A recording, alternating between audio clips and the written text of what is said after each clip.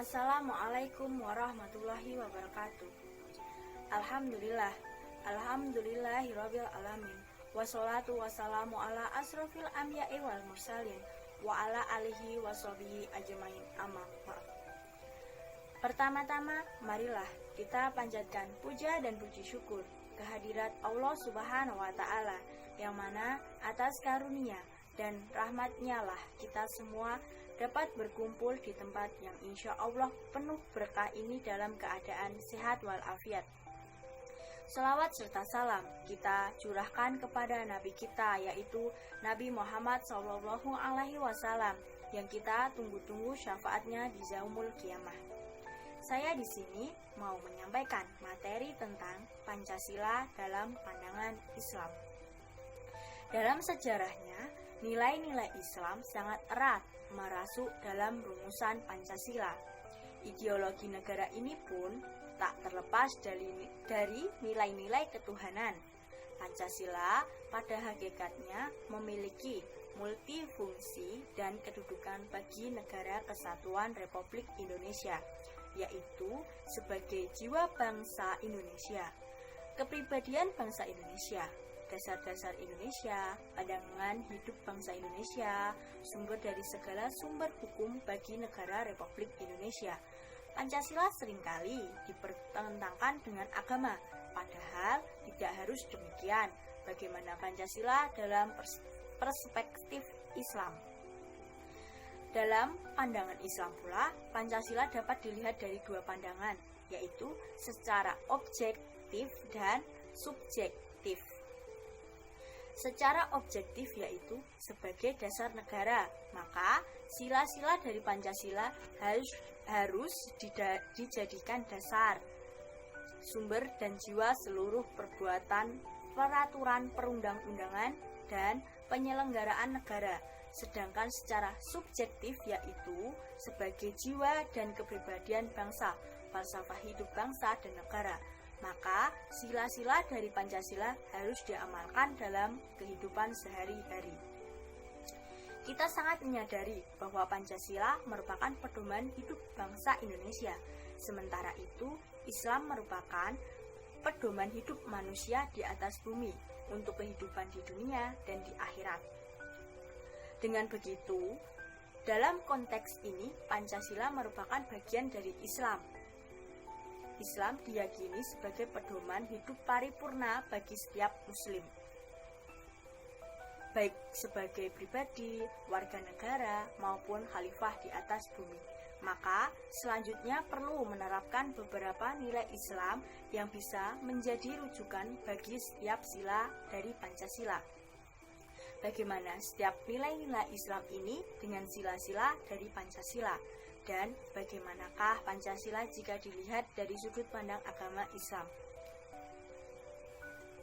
Di sini saya akan sedikit menjelaskan satu persatu bagaimana perspektif setiap sila Pancasila dalam pandangan Islam. Yang sila pertama, ketuhanan yang Maha Esa. Artinya bahwa kita meyakini dan mempercayai bahwa Tuhan itu Maha Esa. Hal ini menegaskan bahwa Sang Kholik itu tunggal, sebagaimana yang tertuang dalam Quran Surat Al-Ikhlas ayat pertama. Juga di ayat lain dan surat lain, yaitu Quran Surat Al-Hasr ayat 23, yang artinya Dialah Allah yang tiada Tuhan selain Dia. Demikian juga ditegaskan oleh Rasulullah SAW bahwa Islam itu didirikan atas dasar 5 perkara, serta juga dalam kalimat syahadat bahwa tidak ada Tuhan kecuali Allah, dan persaksian bahwa Muhammad itu utusan Allah.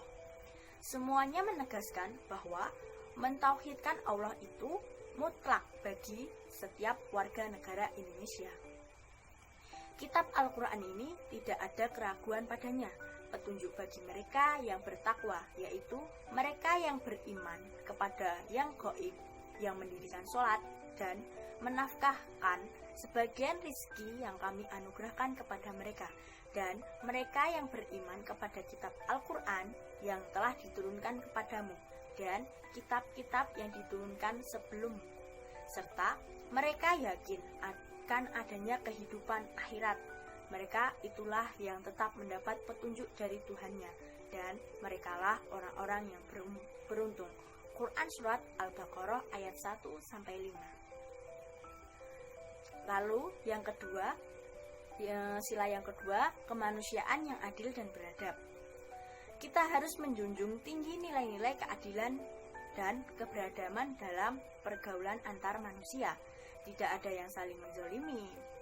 Allah berfirman dalam Quran Ar-Rahman ayat 9 yang artinya, dan tegakkanlah timbangan itu dengan adil, dan janganlah kamu mengurangi neraca itu. Rasulullah SAW juga bersabda, wahai manusia, sesungguhnya yang membinasakan orang-orang sebelum kalian adalah jika orang terhormat di antara kalian mencuri, mereka membiarkannya. Namun jika yang lemah mencuri, mereka menghukumnya. Muttafaq alaihi.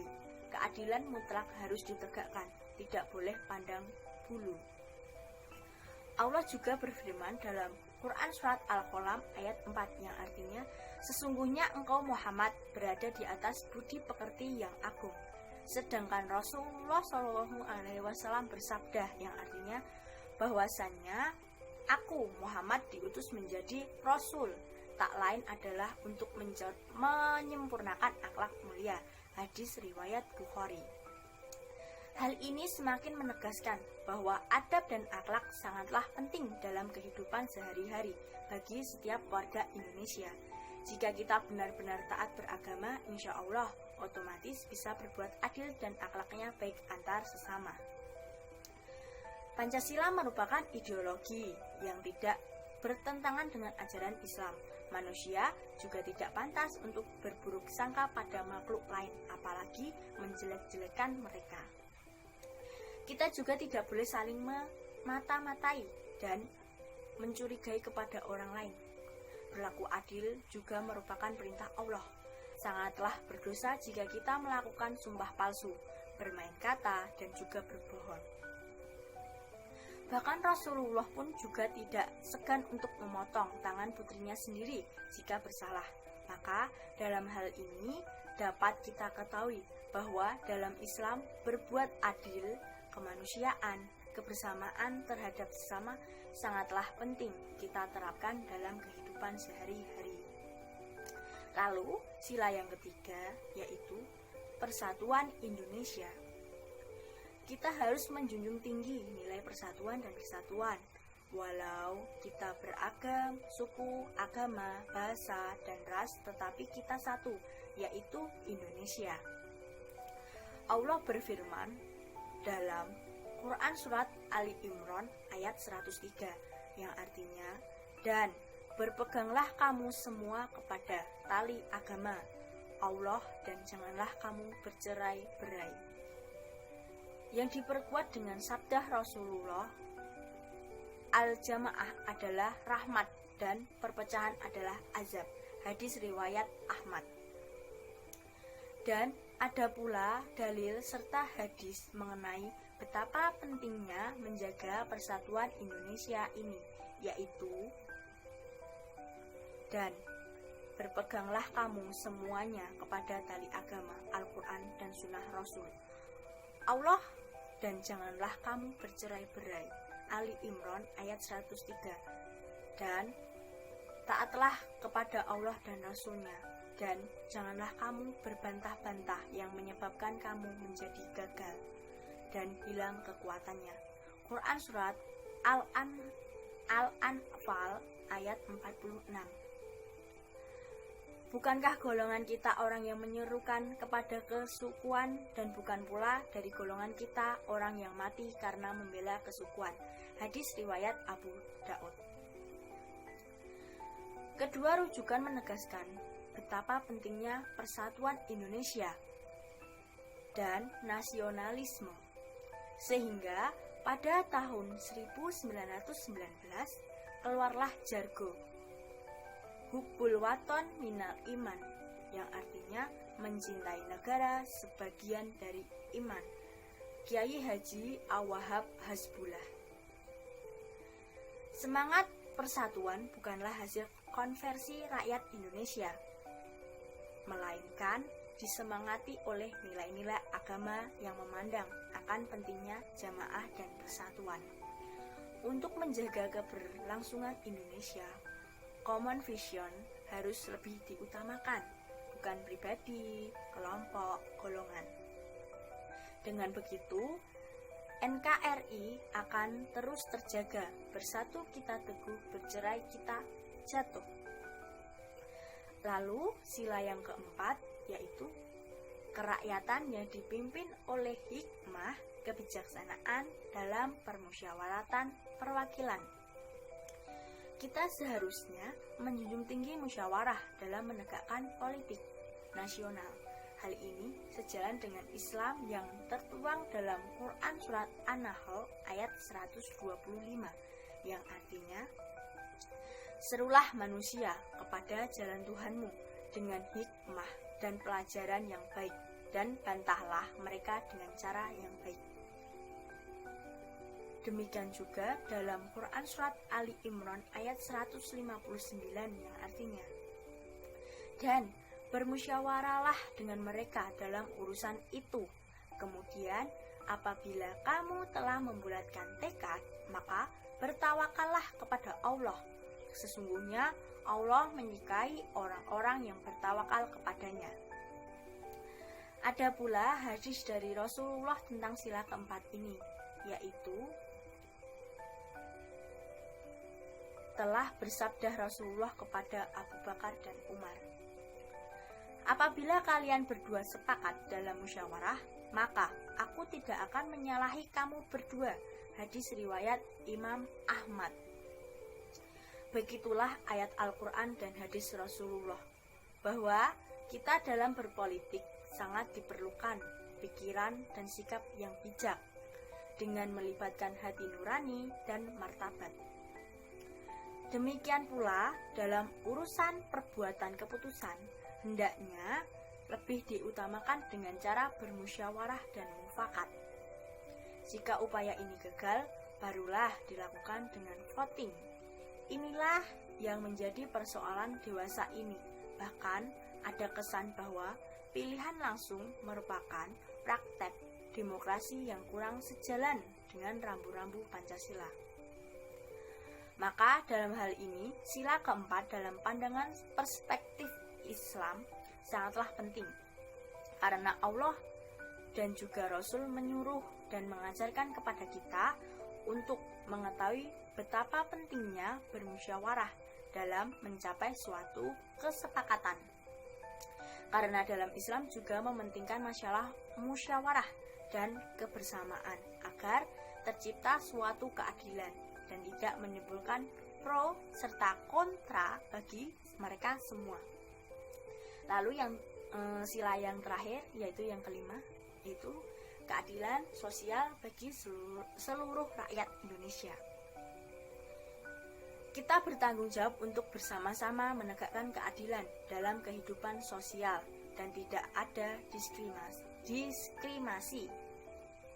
Rumusan ini sebenarnya merujuk pada Quran Surat Al-Nahl ayat 90 yang artinya, sesungguhnya Allah menyuruh kamu berlaku adil dan berbuat kebajikan mereka kepada kaum kerabatnya, dan Allah melarang dari perbuatan keji, mungkar dan permusuhan.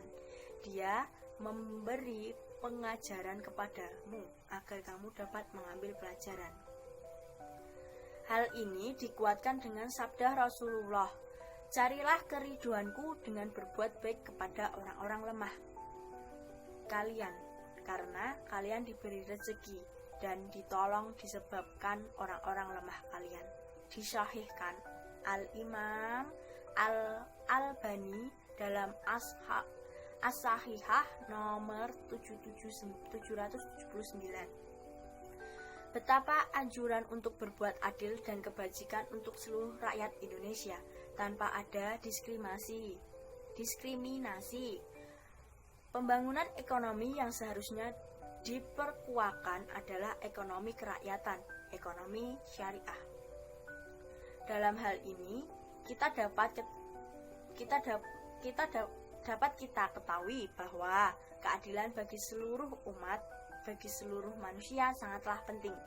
Betapa tidak, karena dengan adanya sebuah keadilan maka tidak akan terciptanya suatu permusuhan serta pro dan kontra.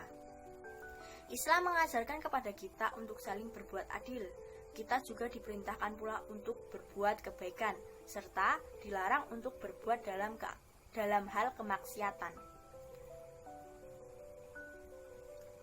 Teman-teman yang saya hormati, begitu pentingnya kaitan Pancasila ini apabila ditinjau dari segi Islam. Ingatlah bahwa Pancasila tidaklah bertentangan dengan ajaran Islam, namun Pancasila ini adalah bagian dari Islam. Demikianlah, setelah memperhatikan uraian tersebut pula, kita semakin mengetahui betapa Islam telah mengkontribusi banyak terhadap tegaknya konsep Pancasila. Kini persoalan yang masih dihadapi terkait Pancasila bukanlah rumusan konsepnya, namun konstruksi materi dan strategi implementasi nilai-nilai Pancasila yang belum terumuskan. Sekian yang dapat saya sampaikan. Pada intinya, mari kita senantiasa untuk menjaga bangsa dan negara ini. Sekian dari saya. Mohon maaf bila ada salah kata. Wassalamualaikum warahmatullahi wabarakatuh.